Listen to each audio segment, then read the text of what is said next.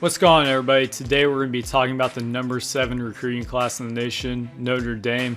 This was a really good job by Marcus Freeman to get the number 7 recruiting class despite Brian Kelly's surprising exit. I also think it was a good job by Notre Dame to bring up Marcus Freeman from the defensive coordinator position to the head coaching position. I think Marcus Freeman's a good young and upcoming coach that's going to keep Notre Dame on the right path. And what's surprising to me about Notre Dame is how, if you look over here on the breakdown, you can see all the states where they recruit from. They don't just recruit up north or on one region, which a lot of schools do. They're more than capable of being able to spread out and recruit from almost anywhere in the nation.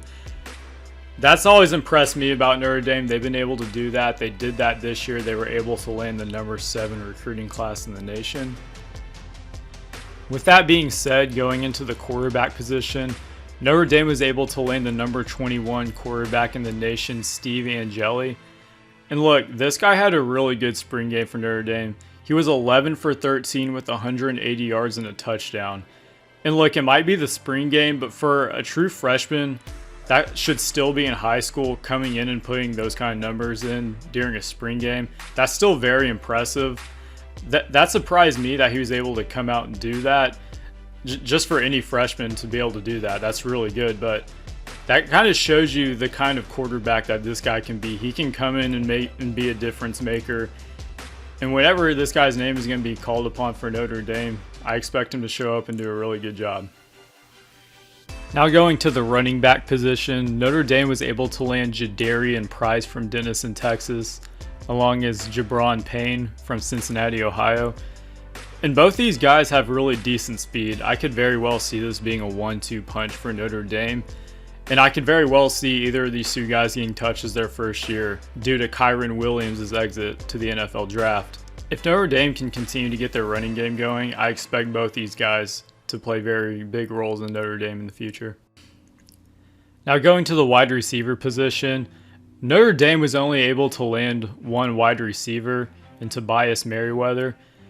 But if you look at the two tight ends that they were able to land 6'6", 6'4", along with Tobias Merriweather's 6'4" size, they have a lot of size coming in amongst these pass catchers, and that can be very beneficial for what Notre Dame's trying to do offensively. Tommy Reese, to me, is a very underrated offensive coordinator. I think he can develop and run an offense a lot better than he gets credit for. And with big targets and pass catchers like these guys coming in, I can very well see Notre Dame's offense taking a big jump here pretty soon. Now moving on to the offensive line, I just want to point out that not a single offensive lineman that Notre Dame recruited in this class is under 6'5". And I know in past videos I've raved about schools bringing in really big offensive linemen. I'm going to continue to do that with Notre Dame. They just landed an absolute unit of an offensive line in this class. And one tackle I'm really high on is Tai Chan from Groton, Massachusetts. This guy's standing at 6'6", 300 pounds. I really think D-lines are going to struggle getting around these type of guys, especially if they can continue to improve footwork and mobility. This Notre Dame offensive line can be very solid in the future. Now transitioning into the defense and the defensive line, Notre Dame didn't bring in a lot of guys up front this year, but they did bring in a few guys with some size. Tyson Ford is somebody I'm really high on. I think he's going to be a really good defensive lineman for Notre Dame. Notre Dame will have a little bit of work to do this year up front. I think Marcus Freeman, he's a good enough coach to be able to figure that out and sort that out. With a few good returning key players, it's hard to say how much playing time these guys will get in year one, but like I said, Tyson Ford is a guy I'm high on. I do think he can have a very good impact, potentially year 2 or year 3. Now going to the linebacker room for Notre Dame, and they loaded this linebacker room this year. They brought in the 3rd-ranked linebacker, 9th, 15th, and 31st. That's a really good linebacker group right there to bring in.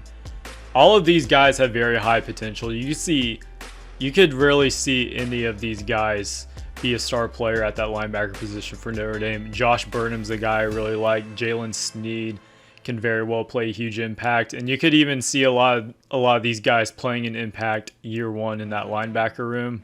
With that being said, Marcus Freeman has a lot to work with these linebackers, and I expect at least one or two of these guys, maybe even three, to be an absolute star in this Notre Dame defense in the future. Now going to the secondary room, Notre Dame didn't get any safeties in this class. They did get 3 corners, all coming in at 175. One name I really like is Benjamin Morrison. I think he's kind of an underrated corner. I think he should have been ranked a little higher than he was, coming in at 6 foot 175. Overall, this is the most stacked secondary class coming in, but I do think at least 1 or 2 of these guys can make a very big impact for Notre Dame going forward. Like I said, Notre Dame does have a lot of star power returning on their defense this year.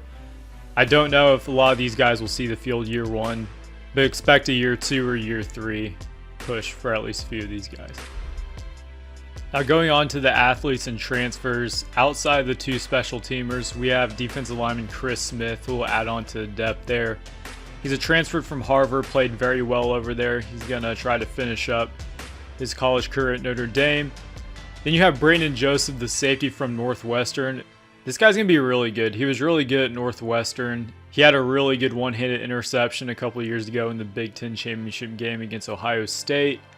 And when he entered the transfer portal, he had a lot of teams coming after him. So I expect this guy to start instantly at Notre Dame, kind of taking Kyle Hamilton's role a little bit. But overall, this Notre Dame team, they have a lot to build on with Marcus Freeman. I'm excited for what he's going to do with the program. In terms of this upcoming season, it's kind of hard to tell where Notre Dame is going to be. I expect them to be a very good team, maybe compete for a college football playoff spot. But at the end of the day, whether Notre Dame has a really good upcoming season or not, I think Marcus Freeman is going to have this program in a good direction going forward.